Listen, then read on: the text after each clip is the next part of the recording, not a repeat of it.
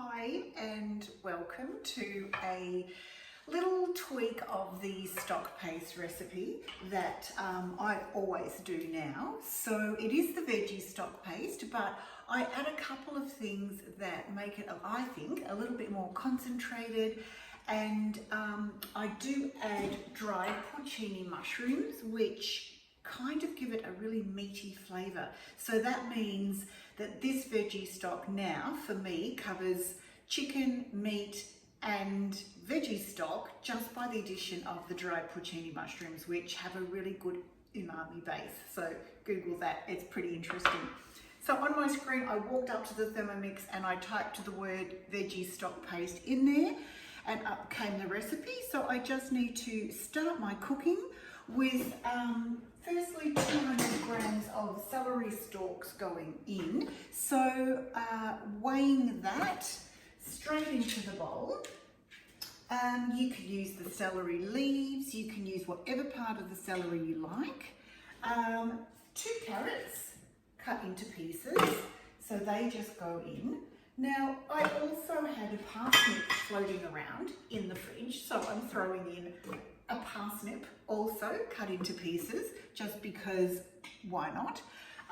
1 brown onion cut into, I do mine in quarters, so the brown onion going in. And next, so here is where I do my first change. The first change here is for a fresh tomato.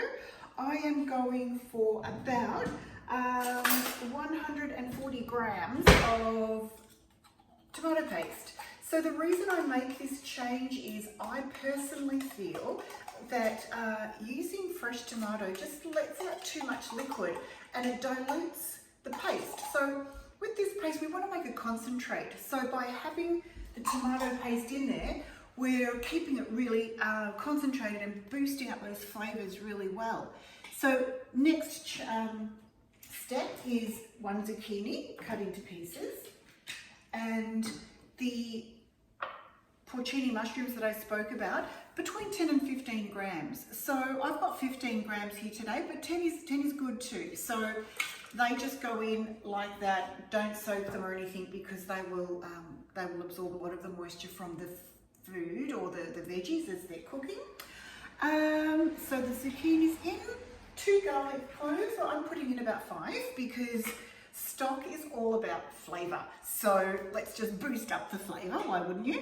1 dried bay leaf going in.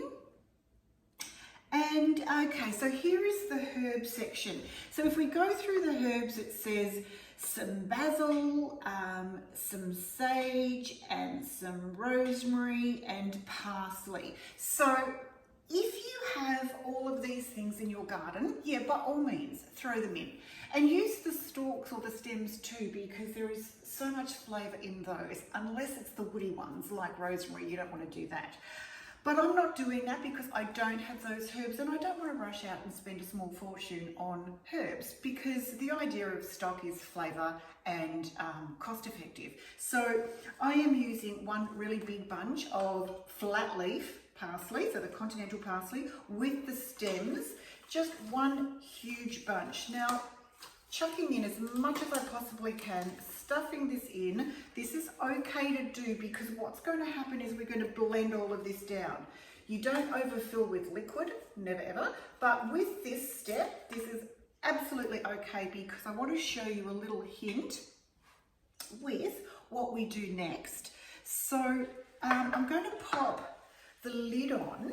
Just make sure that all the stems are in there so the lid can actually not overlap on any of the stems on the rim. And if you'll see here, well, hopefully you can, that it is quite full. So I'm going to grab the spatula, and the very first step is 10 seconds of blending to chop it all up. So let's just do that now, up to speed 6. And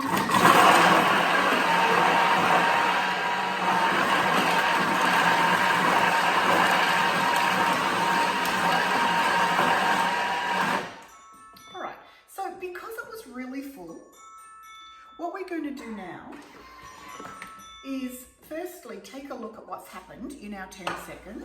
So it doesn't look like a lot has happened. But if I was to stir this up, which I will, you'll see that a lot of it on the bottom is done.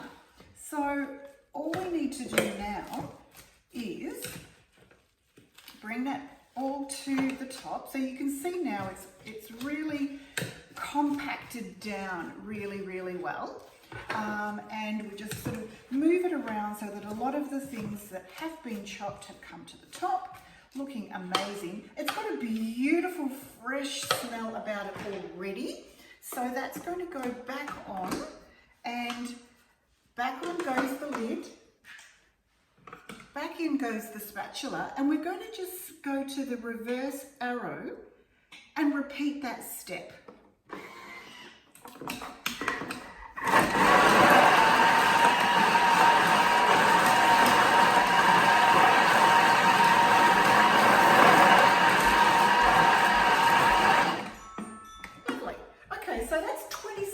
Chopping time, and we'll be able to see now that it is virtually all done. There's a hell of a lot of stuff in there, so I kind of like the look of that already.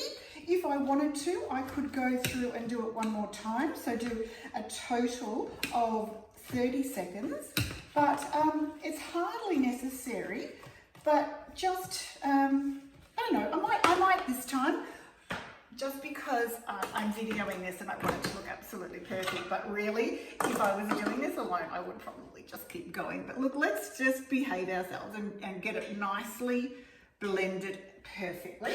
So we'll do that one more time. So we'll give it a quick 10 seconds.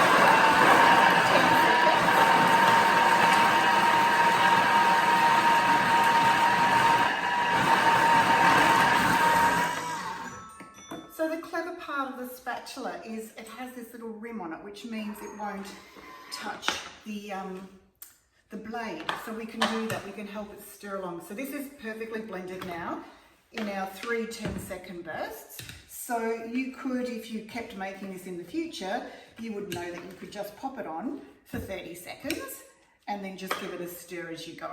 But that looks absolutely beautiful, and I like the way that it's all blended nicely. So we'll go to next this time, scrape down the sides of the bowl, which we've done.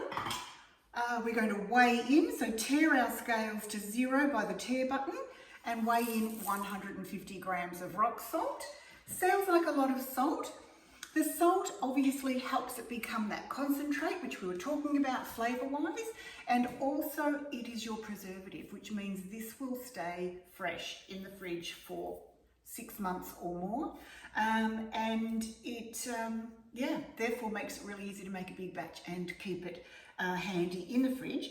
So we'll go with the salt going in, and then we'll just pop that on, and next. All right, so we've got 20 minutes to go. Now here's the thing, I pretty much remember this recipe having oil in it. Now we're up to the cooking time and I haven't put the oil in. So what do? We don't have a recipe in front of us that we can refer to. And I may have been, chatting as I skipped past a step. So if I want to check, I tap on my 3 dots here. I go to recipe detail and the recipe comes up on the screen. So effectively I'm going into my recipe book right now during cooking. So I'm going to have a look at it. And I have had a look, and I notice now that in the ingredients there is oil. So now I'm going to look back and think, oh, where have I missed it? I've missed it at, let's tap on step 2, because step 2 says rock salt. It's going to take me right back to step 2 because I tapped on it. Rock salt, a tablespoon of olive oil. So there you go. I can just glug in a tablespoon of olive oil. If I wanted to weigh in, it would be about 15 grams. And again, I can tap on my 3 circles, tap onto scales, and I can weigh in my 15 grams. But look, thereabouts with stock, does not matter. With some things it does. So being able to access those from the screen is all sorts of handy. So now I've double checked. I'm going to pop that on, the lid on, the measuring cup on. I'm going to go to next. And it's already preset for me for 20 seconds at 120 degrees on speed 1. So now I'm cooking, I'm going to tidy up, and That's it. Stock in the making. Okay, so our 20 minutes cook time is up. So I'd just like to show you what's happened. So it looks beautiful, it's steaming, the smell is so intense and beautiful. And it's just cooked down superbly. So it is ready to go to the next step. The flavour boost that this will have in your cooking is nothing short of phenomenal. So the instructions are at the bottom of the screen, but it's preset to 1 minute. And it's same turn speed selector here, to speed 5, then increase speed gradually to 9. So we can go straight up to 5, and then we've got a minute to bring this up to 9. So what we might do is, if you can ever hear that it needs a little bit of help with an air bubble, you can actually just use the spatula for that. So anytime you can hear that it's actually not blending, away you go.